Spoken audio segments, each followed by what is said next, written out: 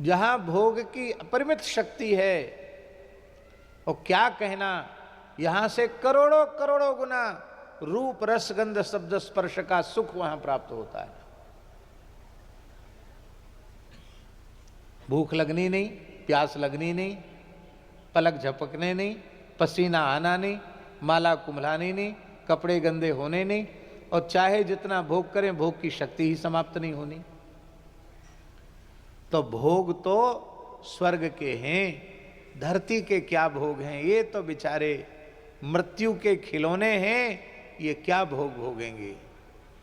पर सच्ची बात यह है कि देवता नहीं, देवराज इंद्र को स्वर्ग के रूप रस गंध शब्द स्पर्श के भोग में जितना स्वाद आता है, उतना ही स्वाद धरती के मनुष्यों को अपने भोगों में भोगने में आता है, और उतना ही स्वाद सुअर कुत्ते आदि विष्टाभोजी प्राणियों को भी अपने भोग भोगने में आता है।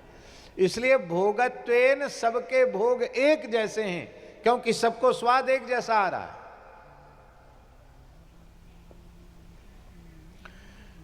मनुष्य को सुंदर रूप देखने में जितना सुख मिलता है, सुअर बन के देखो, सूर्या देखने में उतना ही सुख मिलेगा। आपको लड्डू कचौड़ी हलवा पूड़ी खाने में जितना सुख मिलता है, अब उसको वह उसका भोज्य पदार्थ विष्ठा खाने में ही वो 56 भोग 36 व्यंजन का अनुभव कर लेता है। कहां अंतर हुआ? हम गद्दा तकिया लगा के जितना सुखी हैं, सुअर कीचड़ में बैठकर गद्दा तकिया से ज्यादा आनंद ले लेता है। इसलिए गोस्वामी जी ने कहा, सरिस स्वान मघवान युवानु। मिश्र जी तो उनके थोड़े से वक्तव्य से लगा कि वो तो रामायणी भी हैं। तो सरिस स्वान मघवान युवानु अयोध्या कांड में गोस्वामी जी ने कहा, इसका मतलब है सरिस माने एक जैसे, श्वान माने कुत्ता, मघवान माने इंद्र, और युवान माने युवा मनुष्य। इंद्र के भोग, कुत्ते के भोग और युवा मनुष्य के भोग एक जैसे हैं। इसलिए व्याकरण शास्त्र के प्रणेता ऋषि महर्षि पाणिनि ने एक ही सूत्र में तीनों को रखा, स्वयं मघोना मतद्धिते, स्वानम युवानम मघवानमाह। इसका मतलब है कि धरती के भोग सुअर कुत्ते आदि के भोगों में, मनुष्य के भोगों में, और स्वर्ग नहीं ब्रह्मलोक तक के भोगों में कोई फर्क नहीं है।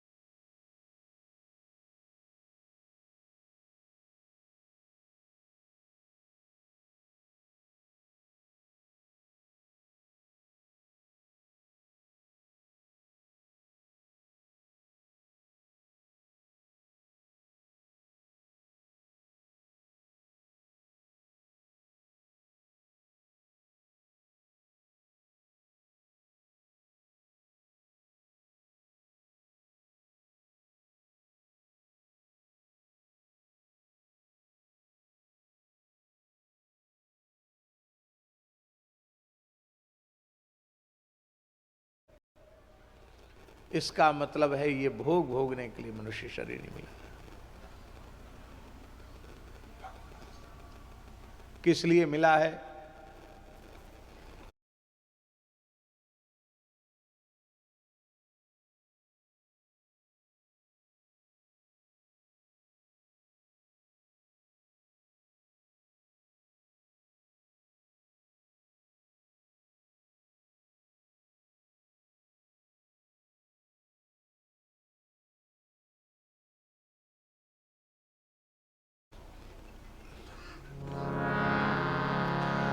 यही तन कर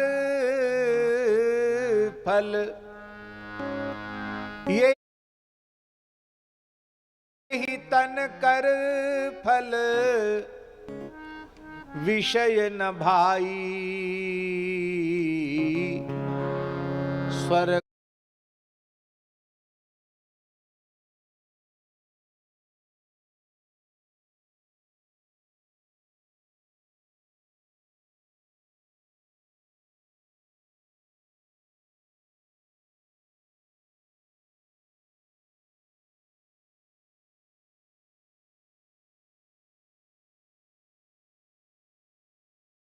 गहु स्वल्प अंत दुखदाई।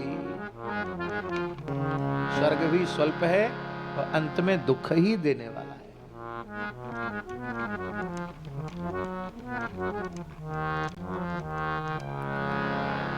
तो ये बात तो बिल्कुल बुद्धि की कसौटी पर खरी नहीं उतरी कि मनुष्य का शरीर विषय सुख भोगने के लिए मिला है।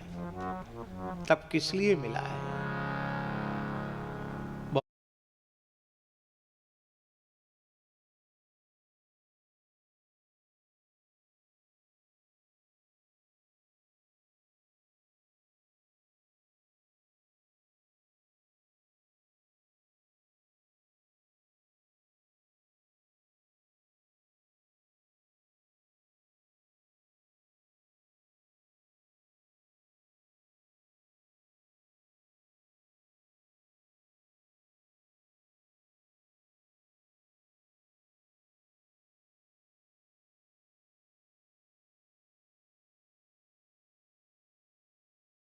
बहुत प्यारी बात। तपो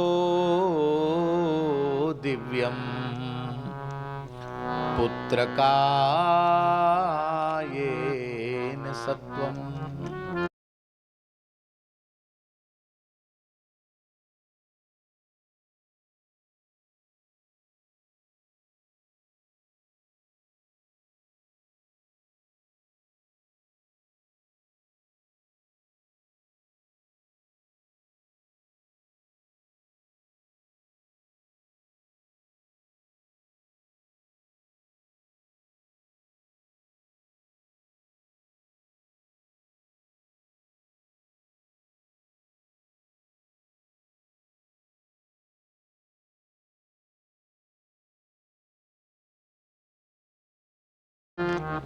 भगवान कह रहे हे मेरे प्यारे पुत्रों, यह मनुष्य का शरीर दिव्य तप का अनुष्ठान करने के लिए मिला है।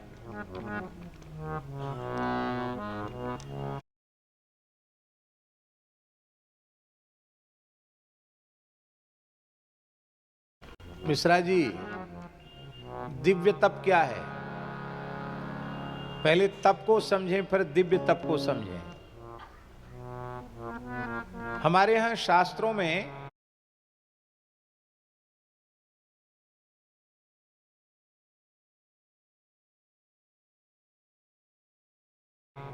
तप की परिभाषा है काय क्लेशो ही तपः।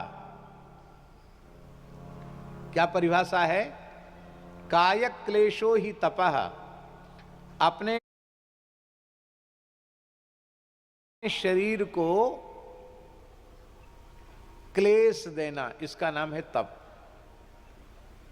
क्लेश देने का मतलब इन्हें कि उटपटांग तरीके से क्लेश देना।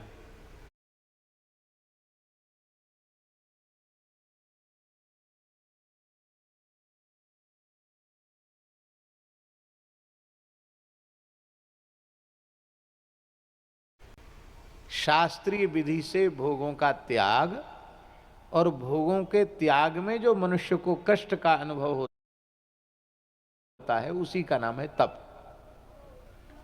जैसे हम उदाहरण दें आपको, अभी तो ठंड इस बार उतनी अच्छी नहीं आई, कम कम ठंड है अभी। खूब तेज ठंड पड़ती है तो प्रातःकाल ब्रह्म वेला में रजाई कितनी अच्छी लगती है।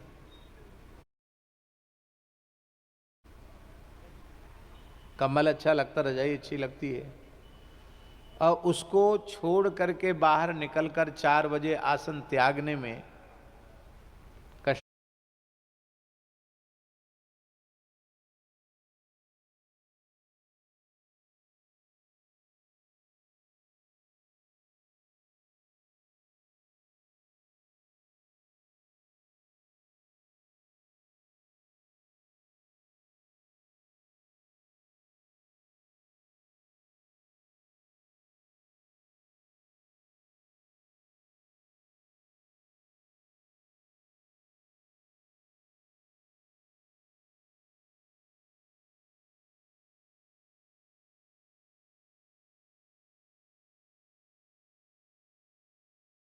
कष्ट होता है।